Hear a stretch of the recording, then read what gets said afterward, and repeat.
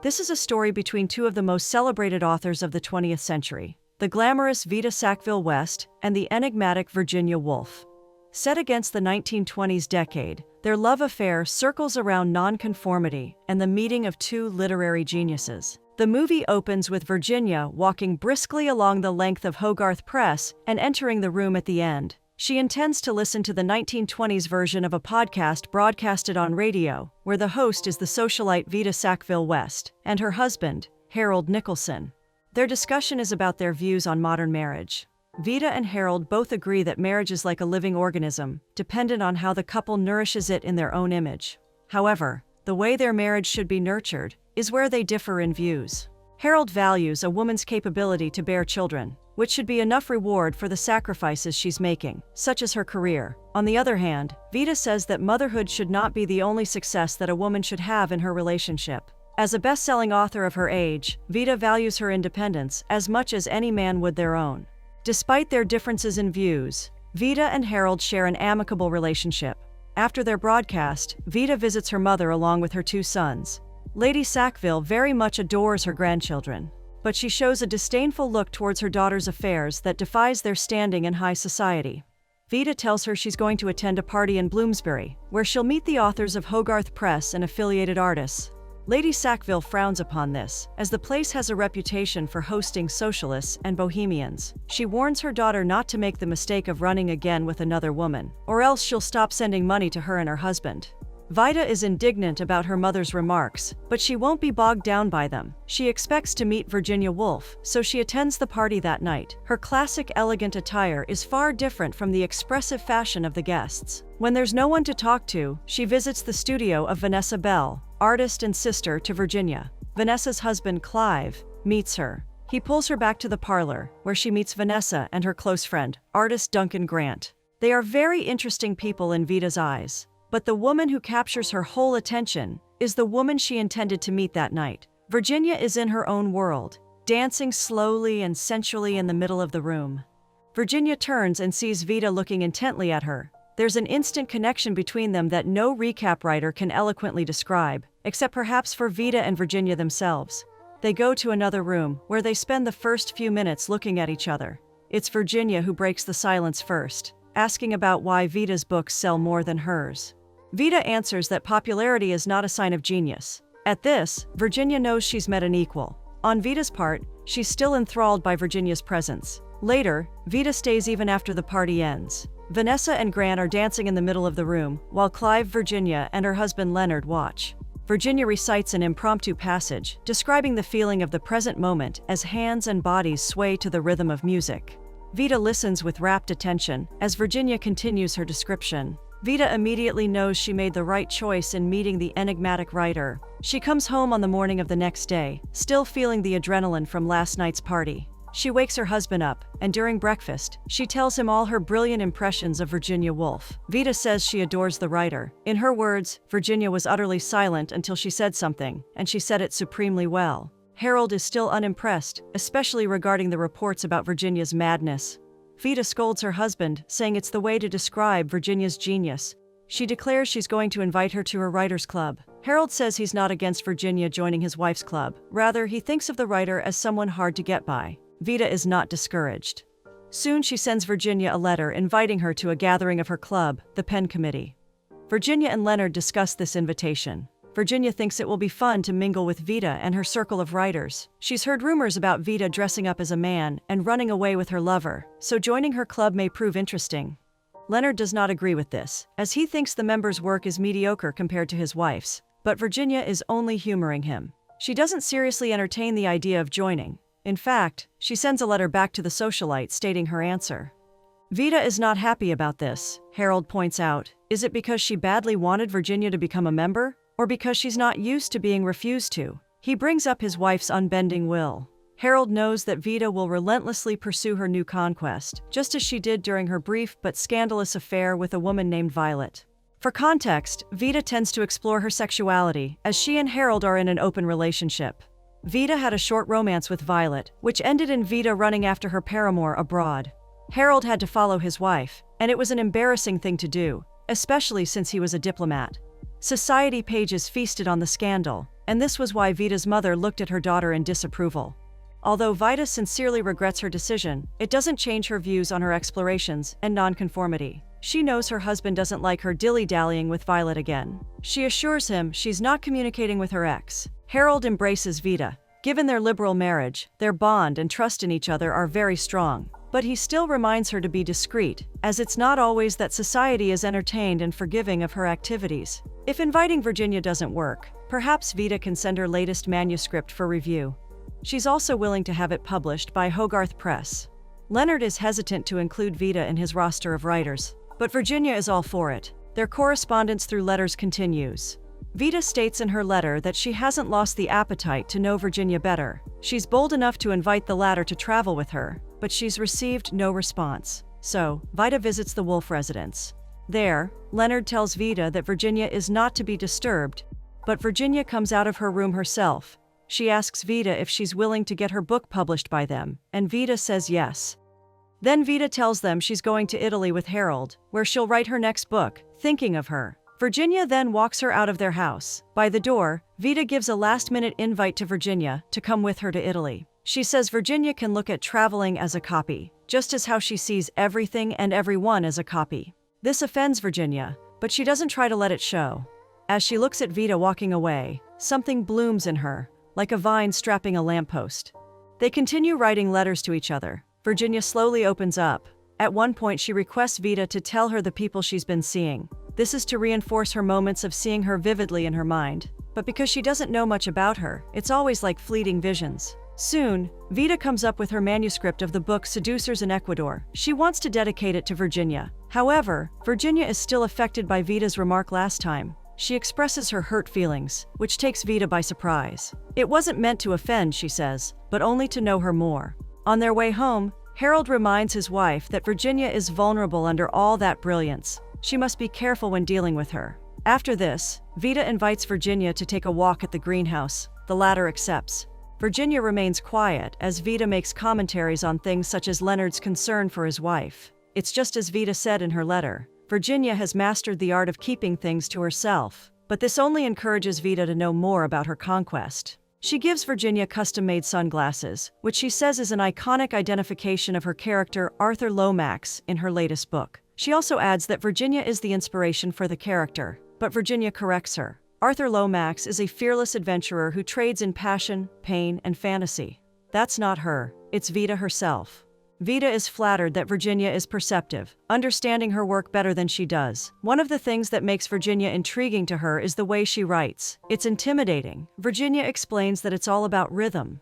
Once you get into that stream of thoughts, you can't just simply use the wrong words. All she does is listen to it, and it will make the words that fit. After their walk, Virginia hurries to return home, as her husband is reviewing her latest manuscript, Mrs. Dalloway.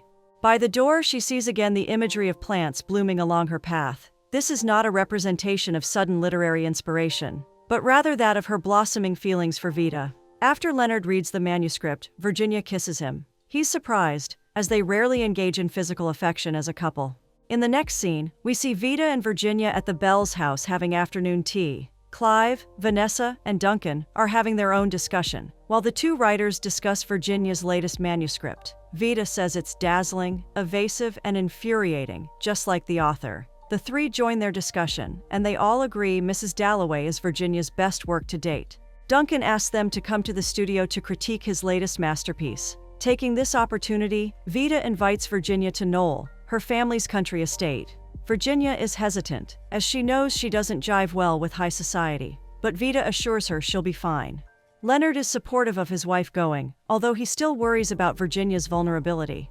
The two arrive at Knoll, where they are welcomed by Vida's friends, Jeffrey and the frivolous Dorothy. Virginia feels like she doesn't really belong in this place, but she puts forward her best self to not embarrass Vida. Lady Sackville is as disdainful as ever. She asks Virginia about her opinion of the place. Virginia describes it as well-kept and antique. Jeffrey calls her obscure for how she says her description. Virginia retorts his liking to listening to useless rumors, which shuts him up. After dinner, Vida brings Virginia to the chapel where she marries Harold. She expresses her bitterness at how women were viewed in her time, always frowned upon when enjoying things men usually do, and only to be passed on from one line of men to another through marriage. Vida reiterates that she loves Harold, It's just that she's resentful that she cannot inherit the estate just because she's a woman. Virginia feels for her, which makes her feel dizzy. Virginia goes to her room to calm down. Vida follows, worried about her condition. There, she tries to seduce Virginia, but the latter refuses. Virginia says she hadn't done this with her husband for a long time. They tried, but she couldn't. Fortunately, Vida doesn't push through. This awkward ending to her visit to Noel stays in Virginia's mind for days. She expresses her thoughts to Vanessa and Duncan. Although the two painters make fun of sapphic activities between women, as they call it, they become sympathetic when Virginia expresses her doubts about herself. She likes Vida very much, and she can't deny she's affected by the latter's desire for her. Vanessa tells her sister she's capable of so much love. There should be no room for doubt, but for many different shades of it. Duncan is right when he says lust is not the most important thing in a relationship. But Virginia is also right when she says it's what people say when it's easy for them. Virginia's feelings are tested when she learns Vida is compelled to join her husband in Tehran as a diplomat's wife. Vida finds the duties of a diplomat's wife tiresome, but Harold thinks her reluctance to come with him is just because she's not yet done pursuing Virginia. He lets out his true feelings, saying he misses her and wants her to be with him. Vida realizes she's only spent a short time with her husband during the year. She decides to come with him and tells Virginia about this. She promises that she'll only be away for about 4 or 5 months. Leonard asks if she can write a travelogue, as her latest book was a commercial success. Vida welcomes the suggestion. It may brighten her stale duties while in Tehran. Virginia is still disbelieving that Vida is going away. The latter suggests taking Virginia with her and letting her enjoy the sun. But Vida knows Virginia can't leave her misty old Bloomsbury. She's also resentful that Virginia can't even utter the words, "I'm going to miss you," as easily as she does. As she says, Virginia always uses words that are too deep, they tend to lose their meaning. Virginia defends herself, saying she always says how she feels. If that's how Vida wants it, then so be it. Virginia expresses how she'll dreadfully miss her. If Vida won't believe it, then she's an ass. That should be simple enough for Vida to realize Virginia's true feelings. Virginia walks her visitor to the door. She regrets her outburst, worrying that Vida may not want her anymore. But Vida is not shallow like that. She kisses her before leaving the house. Their letters during this time reveal their longing for each other. Vida sends Virginia an alphabetized description of her experiences in Egypt. Meanwhile, Virginia expresses her overwhelming sensations when she thinks about Vida. She feels aimless and restless, knowing that the only way to quiet her emotions is to see Vida again. It comes to a point when she can't even express her thoughts in ordinary words. During a visit to her sister's house, she is visibly sad and disjointed from the group's discussion. Then, when she tries to describe Vida's journey, she can't come up with the right words. She suddenly has a breakdown, running away from the dining room to find herself outside, surrounded by crows. It is known that Virginia suffers from a precarious mental state, and so this overwhelming feeling of missing someone may have been too much for her. She becomes bedridden for the next few days. The doctor tells Leonard it will be better for Virginia to avoid writing for a short while to ease her mental distress. But Leonard knows his wife too well. Virginia has just finished writing a novel, and she'll not accept anyone forbidding her to write again. Virginia writes to Vida about her sickness. If there's a beacon of light in her dreary situation, it's that Vida never believed her to be an invalid, just as rumors say about her. It gives her strength to know that her lover finds her a remarkable person. Virginia finally says that she wants Vida. It's an emotion that she feels faithfully and only grows stronger. Vida tries to convince her husband to let her come home soon. Harold is opposed to this. He correctly assumes Vida has truly fallen for Virginia. He fears what happened with Violet may happen again. But Vida is stubborn. Against her husband's wishes, she returns to London to be with Virginia. She suggests taking the sick to Noel to help in her fast recovery. Leonard is hesitant. Just like Harold, he knows that his wife has a strong affection for Vida, but he also recognizes that it won't be beneficial for Virginia to be kept away from her lover. He has always been supportive of Virginia's literary success. But as for her relationship with Vida, given the latter's reputation in society, he doesn't know what to really feel. Eventually, Virginia is brought to Noel. There, Virginia finally decides to express her physical affection for Vida. They consummate their relationship. Virginia feels new sensations as if a new door has opened. She describes the experience as time getting stuck and feeling empty. But one thing's for sure, she feels happy in the arms of Vida. Virginia is up on her feet again. During dinner at the Bells, Virginia reveals she's been to bed with Vida. She knows her husband already knows this, but Harold can't help but feel a little resentful about this. Meanwhile, Vita updates Harold about their garden's new flowers. But he brings up the elephant in the room. Virginia has been to Vita's bed. Vita assures her husband she's as devoted as a friend, but she's not in love with Virginia. This won't be a repeat of her previous affairs fiasco. Vita says Virginia grounds her as a writer and compels her to think more seriously. Harold doesn't buy this, and rightfully so. Vita and Virginia have another tryst, where Vita says she loves her. They are both aware their husbands know what they're doing. It's only a matter of time before they become strict with them. With this idea in mind, Vita asks Virginia to run away with her. But Virginia says she can't. She recognizes that Vita has broken down a lot of her barriers, but in the end, she can't leave Leonard. She would lose her footing. Vita responds that if Virginia leaves her stranded, she'll hurt her. In the end, Virginia returns to Bloomsbury, despite Vita's protests. Although Knoll is a perfect place to write a novel, Virginia needs Leonard to balance her. Out of frustration, Vita expresses her desire to be with her lover in Bloomsbury and stay with her all through the night. Virginia tells her she has as much of her as she can give, but she also loves Leonard, and she can't leave him. Virginia writes to Vita, expressing her wish to see her in Bloomsbury, but Vita invites her and Leonard instead to witness the reported eclipse during that weekend. The Wolfs agree. On their way, Virginia pitches to Harold about her idea of writing a hybrid between a novel and a biography, centering on Vita and her tumultuous reputation in society. She wonders how Harold would feel about it. Harold only says that it depends on how his wife's chapter with her will end. Months pass by. Vita and Virginia continue their correspondence, but there has been a change. Virginia is more forthcoming in expressing her desire to be with Vita again. She admits she misses the feel of her body against her. But Vita doesn't write to her as often as before, and soon, it becomes apparent why. During the art exhibit spearheaded by Vanessa and Duncan, Vita arrives with her new quest, Mary Campbell. This distresses Virginia so much. Her faithful love for Vita isn't returned in full measure. She feels foolish to have loved someone who, as she describes, kept part of themselves hidden from her. Overwhelmed by emotions, she runs away from the exhibit. She finds herself at the edge of the Thames River, contemplating as she watches the waters flow. Fortunately, nothing harmful happens.